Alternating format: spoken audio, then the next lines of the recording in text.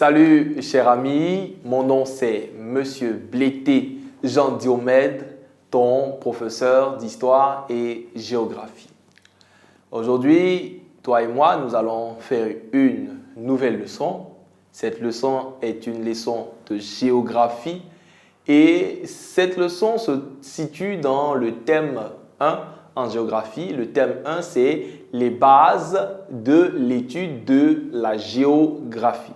Je répète, les bases de l'étude de la géographie. Et nous allons faire ensemble la leçon 1.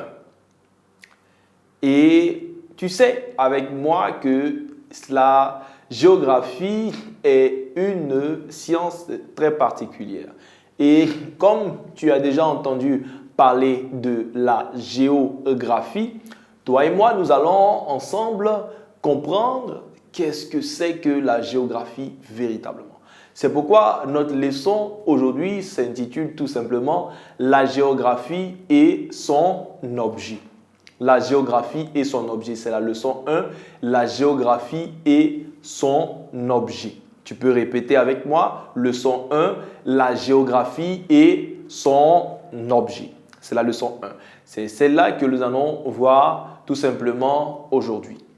Donc, au cours de cette leçon, nous allons chercher premièrement à définir la géographie, tout simplement la notion de géographie. Nous allons chercher à identifier les différents domaines de la géographie et chercher à expliquer comment est-ce que se fait la démarche de l'étude géographique. Et puis, ensemble, nous allons essayer tout simplement de connaître ces différents domaines.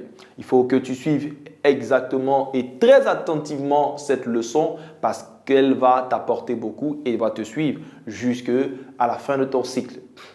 Alors, commençons déjà par dire que la géographie, qui est une science, est composée, tout simplement, se compose de deux mots.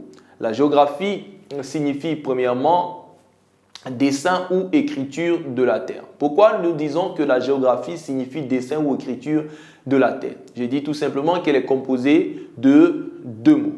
Le premier mot, c'est géo, n'est-ce pas, qui vient du mot grec gé, qui signifie en français terre. Le deuxième mot, c'est graphie, qui vient du mot grec graphein, qui veut dire dessin ou encore écriture. C'est pourquoi nous disons que la géographie, c'est tout simplement signifie dessin ou écriture de la terre. Il faut que tu le saches déjà. Donc, la géographie signifie dessin ou écriture de la terre. La géographie est, comme je l'ai dit déjà d'entrée, est une science qui décrit ou explique les phénomènes physiques, biologiques et humains à la surface de la Terre. C'est aussi une autre définition de la géographie. La géographie est la science qui explique et étudie les phénomènes physiques, biologiques et humains à la surface de la Terre. Il faut que tu retiennes très sérieusement cette définition parce qu'elle est très importante pour toi. Autre fait que nous allons chercher à savoir, c'est l'objet et les étapes de la démarche géographique. Alors, premièrement, cherchons à préciser et à connaître réellement quel est l'objet d'étude de la géographie. Donc, premier, l'objet d'étude de la géographie.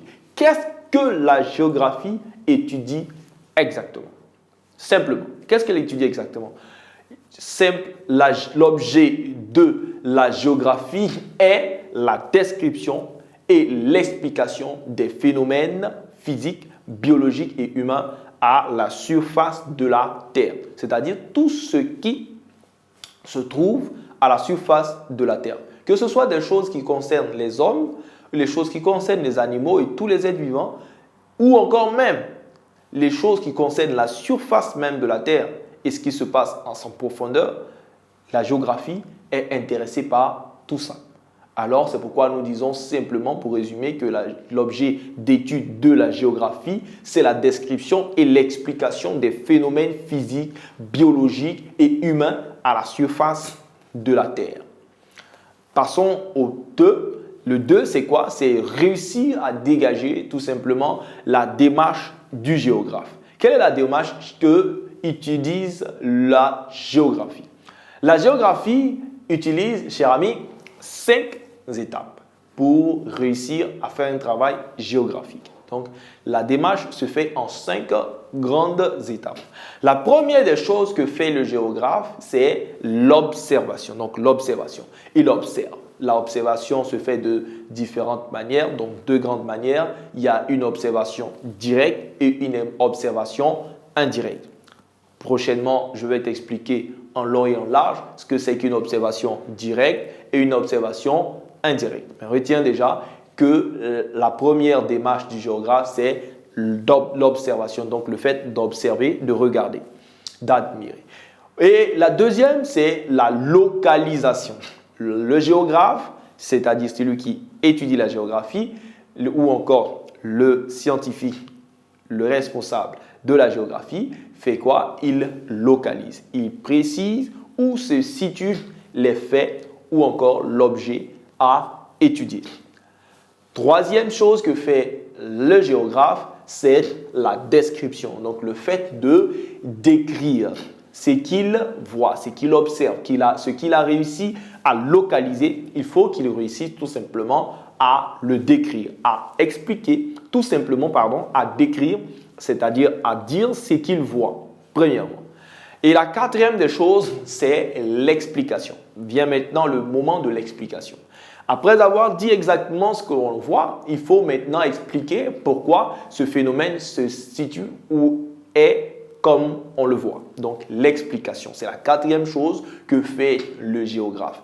Et la dernière, c'est tout simplement la comparaison. Il doit comparer le phénomène à étudier ou encore ce qu'il a à étudier avec d'autres phénomènes, d'autres choses qui peuvent être semblables ou peut-être même différentes. Donc, il faut essayer de les comparer pour pouvoir en tirer une conclusion tout simplement. Voici les 5 étapes de la géographie, de la démarche géographique. On a dit premièrement l'observation, deuxièmement la localisation, troisième la description, quatrième l'explication et en dernier la comparaison. Voici les 5 grandes étapes de la démarche géographique. Succès.